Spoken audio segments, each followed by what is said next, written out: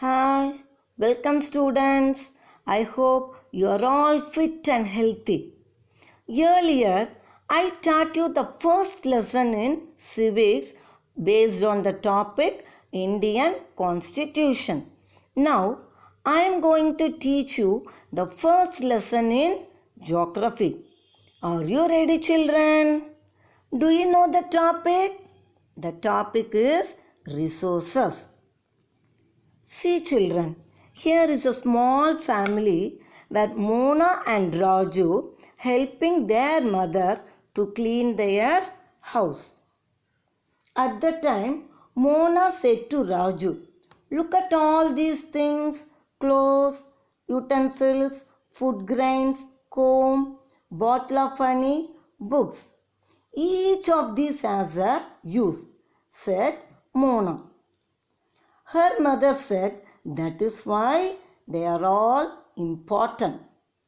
At the time, Raju asked his mother, "What are these, mother?" She said, "These are resources." "What is resource?" asked Raju to his mother. She explained, "Anything that can be used to satisfy a need is called a resource." Then she said, "Look around you and observe. You will be able to identify many types of resources such as water, electricity, rickshaw, textbook, and so on. They have all been used by us, so they have utility." What is utility, children? Utility is the power of a product. Here, what does product mean? Product means water, electricity, rickshaw, textbook, which satisfies human needs. The users of these resources give value for the product. Value means worth. Some resources have economic value, some do not. For example, metals such as copper, gold, silver may have an economic value, but a beautiful landscape may not. But both are important and satisfy human needs. Do you know, children? We, the people, are also considered as an important resource. That is called people resource. It is their ideas, knowledge, inventions, and discoveries that led to the creation of more resources. The discovery of fire led to the practice of cooking and other processes, while the invention of wheel ultimately resulted in the development of new modes of transport. Time and technology are two important factors that can change substances into resources. Both are related to the needs of the people. First, let us see time. Time is an important factor in making a substance resource. Resources are developed according to the needs of the people. The needs of people may differ from time to time. This change in needs leads to discoveries and inventions making substance into resources. For example, wind was just a substance a few years ago, but now it is considered as an important resource for generating electricity. Now, let us see about technology. Unless the use of a substance is determined by inventions and innovation by means of technology, it does not become a resource. For example, When the technology of hydroelectricity was invented, it made the rivers a source of generating electricity. Now we can see the types of resources. Resources are generally classified into three types. They are natural, human-made and human resources. First we shall discuss about natural resources. Resources that are drawn from nature and used without much modification are called natural resources. The air we breathe daily, the water in our rivers and lakes, the soils, minerals are all considered to be natural resources. Many of these resources are free gifts of nature and can be used directly. Now, let us learn about the classification of natural resources. Natural resources are classified into different groups depending upon their level of development and use, origin, availability and distribution. On the basis of their development and use, resources can be classified into two groups: actual resources and potential resources. What is the meaning of actual resources? Actual resources are those whose quantity is known to all. That means to all the people, those who are living in the world. These resources are being used now by the people in the present.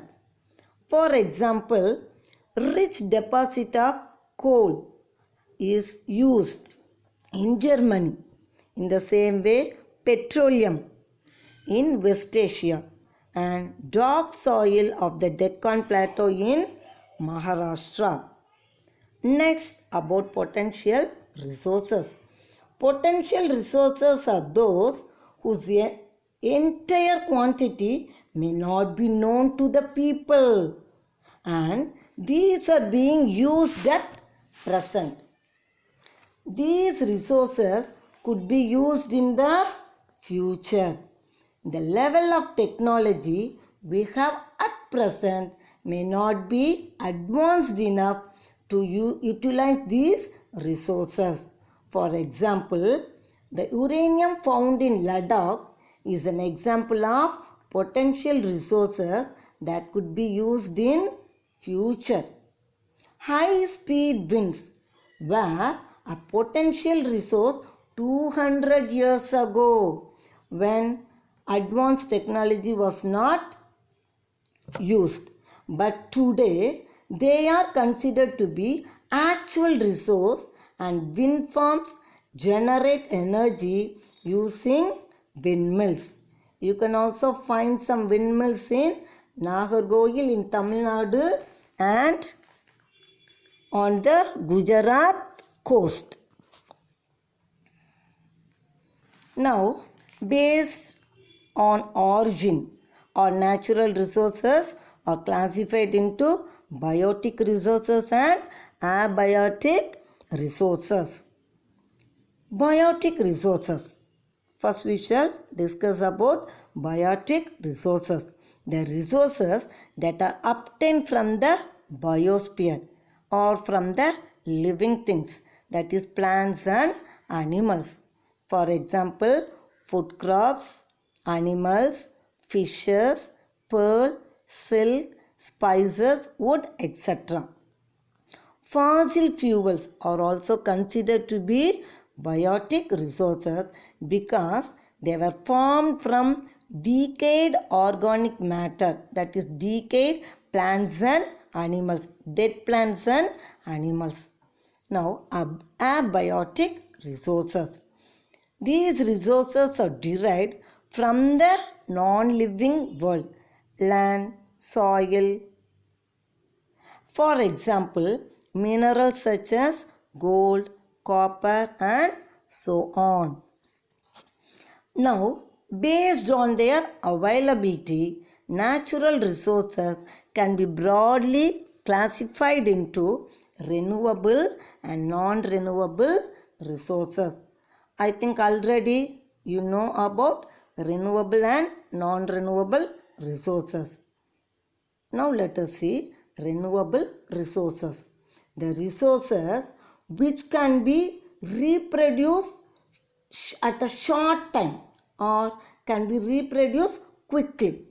These resources are called as renewable resources. Some of these are unlimited in quantity and are not affected by human activities such as solar and wind energy. Yet, careless use of certain renewable resources like water, soil, and forest can affect their stock. Water seems to be an unlimited renewable resources, but shortage and drying up of natural water sources is a major problem we are facing in many parts of the world. Now, non-renewable resource. The resources which have a limited stock are called as non-renewable resources. Once the stocks are exhausted or completed, it may take thousands of years to be renewed or replenished. Since this period is much more than human lifespan, such resources are considered as non-renewable resources. For example, coal, petroleum, and natural gas. Plants and animals comes under renewable resources because they can reproduce within a short period of time. Minerals, fossil fuels comes under non-renewable resources. It takes thousands of years to be renewed. Now, classification of natural resources based on distribution. The two types are ubiquitous resources and localized resources. Ubiquitous resources. These resources are found everywhere in the world. For example, air, light, water. But localized resources means the resources which are found only in certain parts of the world. For example, copper, iron ore, geothermal power. Do you know, children, the distribution of natural resources depends upon number of physical factors like terrain, climate, and altitude. The distribution of natural resources is unequal because these factors differ so much over the earth. Now, the second type of natural resources is human-made resources. Human-made resources are the resources which are getting value by the efforts put forth by human beings. The natural substances are changed from their original form into a developed form by means of human skill and technology adopted. For example, in making buildings, roads, machinery, and vehicles. People use natural resources to make a new product. For example, let us see a child is playing in the ladder.